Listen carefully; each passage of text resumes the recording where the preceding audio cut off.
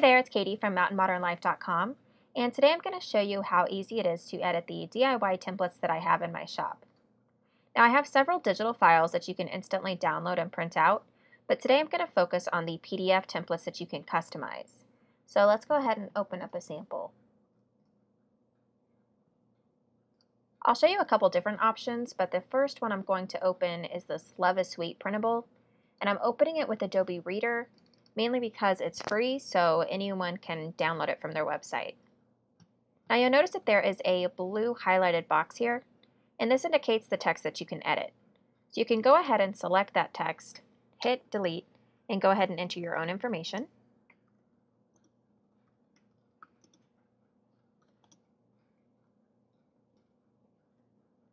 From there you can click off of the artboard and go to File Save or File Print and be good to go. But if you want to make some additional changes, maybe change the font color, the size, or the type, then you'll need to open up the Properties toolbar. You can do this on a Mac using Command and the letter E, and if you're on a PC, you can use Control and the letter E. Now you may notice that the toolbar is currently grayed out, but as soon as I click on this box, these options become available. So I can select the text, and I can change the color. I can also go over here and I can put in a color code or just play around with the colors. I can also change the alignment. I can change the font. I can change the font size.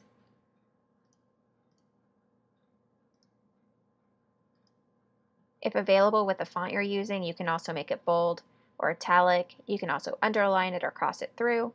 But let's go over here to the More tab. And from here you'll see additional alignment options, as well as where you can do indents and also change the spacing.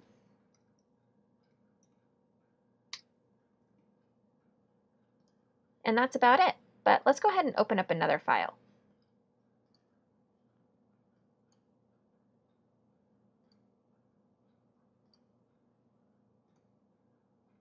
Okay, so here I've opened them an invitation template with 2 per page. And I'll go ahead and open the Properties toolbar. Again, that's Command and the letter E if you're on a Mac, and Control and the letter E if you're on a PC. And from there, you can go ahead and change the text.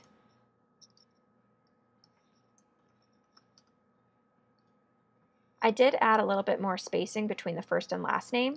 So if you were to click on this More tab, you'll notice that there's 5 points right above this last name. On the first name, there's 0. But if you were to highlight the last name, you'll notice there's a 5. So you can change this to 0, and you'll see that it tightens it up a little bit, or you can add it back. And you'll notice whenever you make a change here, it also makes a change over on the other side.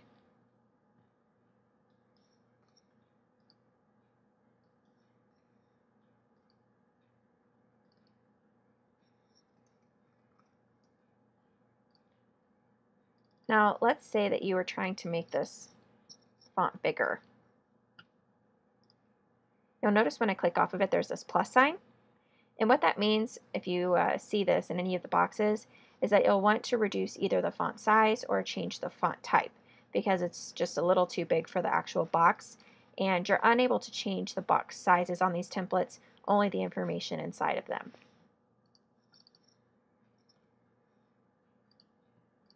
You'll notice that the plus sign is still there, and technically you can still see everything, so it might print fine, but go ahead and let's see where it's at.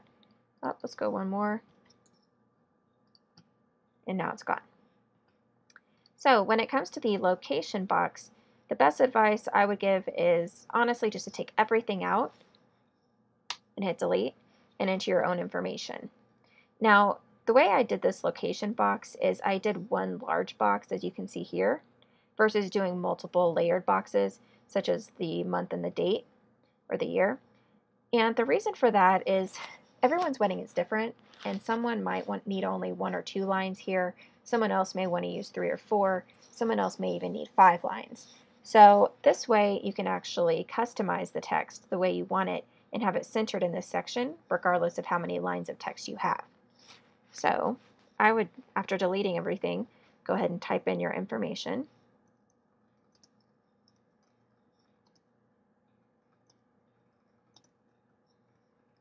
And you'll notice it's using this text down here, which is, or this font, which is called Abraham Lincoln, which is a more condensed font.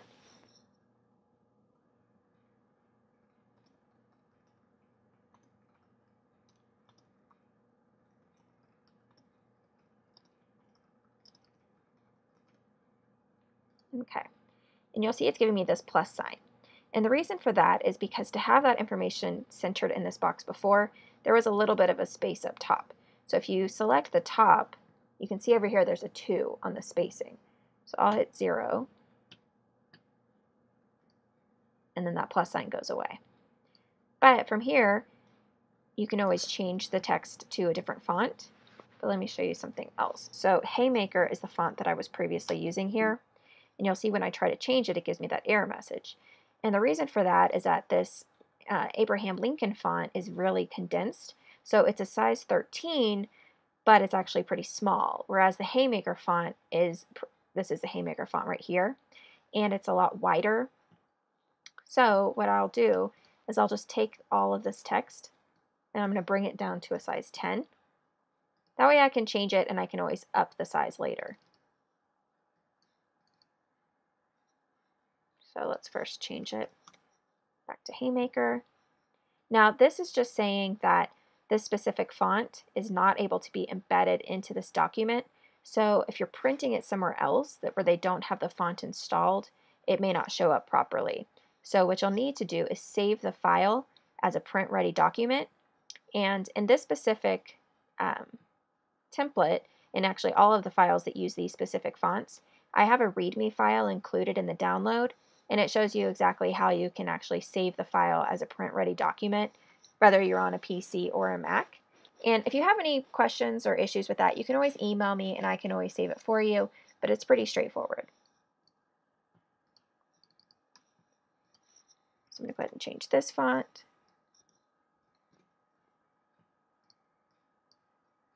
Let's go ahead and bring this back up. This is a little big.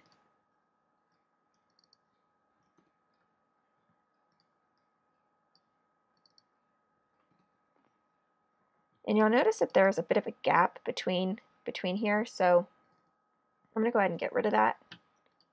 What I'll do is I'll add a gap here instead. Let's add a little bit more space. And then from there you can always play around, kind of just get it where you want it.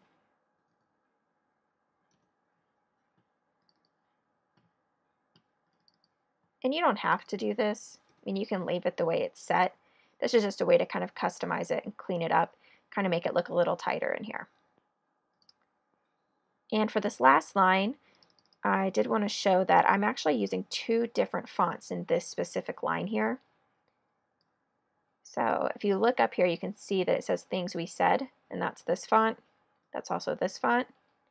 But this little and is actually Bergamot Ornaments. So if you ended up taking that out, you would notice you're like, oh, why is it showing this weird, these weird symbols? It's because Bergamot Ornaments is more symbols than an actual letter form. So I want to say it's Y is the Bergamot Ornaments. Y is what creates that and sign. So U is an @ sign.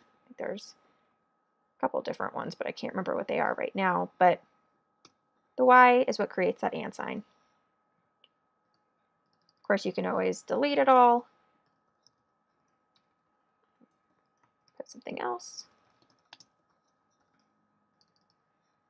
And even change it to a different font. Oh, that's too big.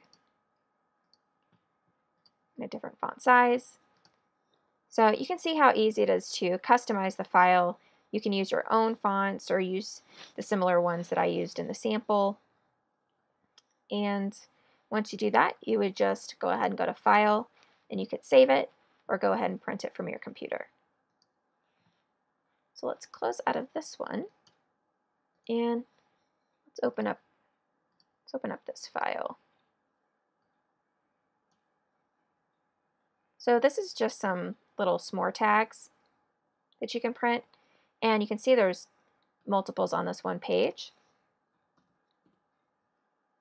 And again, all you have to do is you can just delete the entire box.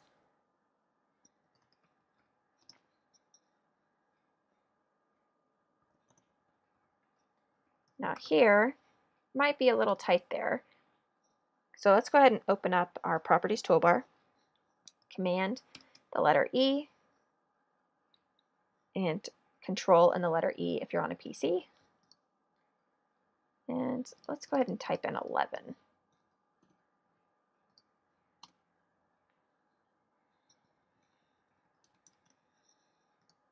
And once you click out of the box, you'll notice that it's changed all of these. So that's pretty straightforward. Again, you can File Save or File Print. And one other thing I wanted to mention is that with some of the listings, I do include a README file.